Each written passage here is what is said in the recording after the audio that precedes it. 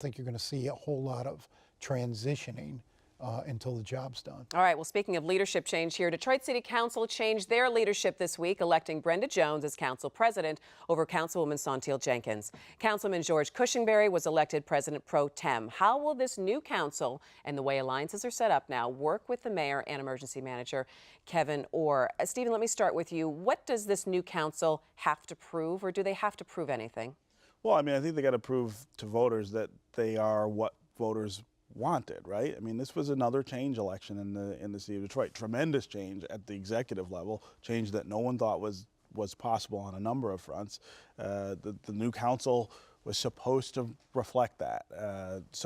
And what do? First thing out of the box, they go and they elect Brenda Jones, who's not exactly been the voice of change. Were you disappointed with that? When you saw that on Monday, were you disappointed? I thought Santil Jenkins was a better choice, a much better choice. At the same time, this is the process that we have. This is the way the charter describes that this gets done. I think you gotta give them a chance to, succeed or fail in these jobs before I'm ready to say this is a terrible mistake. I want to see what they do. What's your barometer of success and failure, seeing as they don't have a lot of control? The bar's really low right now. The bar's really low right now. Really, you just got to not be in the way of the things that are happening. I mean, as we go through the bankruptcy, as we talk about the restructuring, I think there are important questions that council can ask of Kevyn Orr and of Mike Duggan about how we're doing this, how residents are affected. 7 of them represent neighborhoods, specific areas of the city. They should be looking out for those interests and challenging numbers and assumptions and decisions. But you can't be saying, no, we're not going forward. And that has been too often the way the council has been acting in this process. Well, and that's what Brenda Jones has been doing for 4 years. She's been doing it or more. And I was extraordinarily disappointed to see this new council, because we really didn't know which way they were going to go. There were so many new members. To see them elect a person who's been an obstructionist, who has pandered to the unions, who's been in denial, who represents sort of the entitlement culture at City Hall. I don't think it's at all a good thing. I think it's a disastrous move.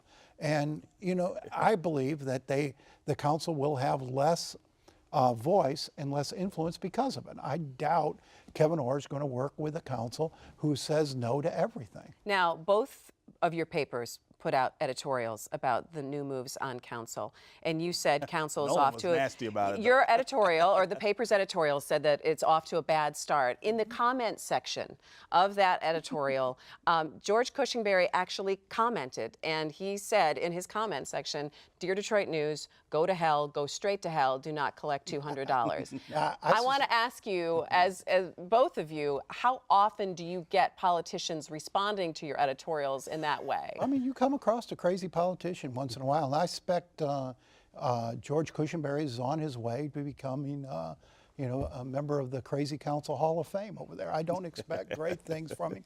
Here's a guy who's had his snout in a public trough for 40 years. And I think he'll be looking out for George's interest and not the interest of the city. Here's the interesting thing about what George pulled here. I mean, here's a guy who's been out of politics for a good long time. He gets back in. No one's quite sure what role he's going to play, but he masterminded quite a bit of this presidency. Getting Brenda Jones elected president and himself pro tem.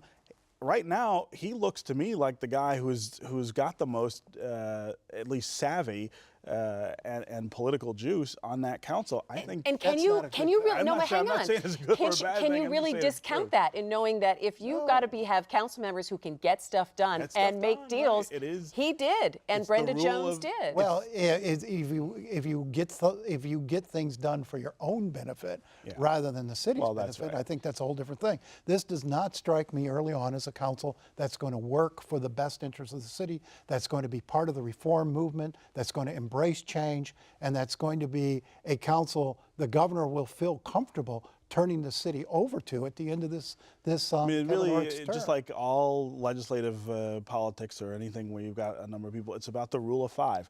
Can you get 5 people to do something? George Cushingberry, I think, showed this week he can get 5 people to do what he wanted here, and Santil Jenkins couldn't, and I'm not sure Brenda Jones really could have done that on her own. I think he set himself up to be a pretty important voice there. Any politician ever respond to an editorial or column of yours in the comment section? Not in the comment section. That to me was new. Now I've got lots of nasty notes that have been penned to me, and emails and voicemails full of inappropriate language from politicians. I think no one probably has 10 times the number that I do. But to do it in the comment section, I thought was pretty interesting.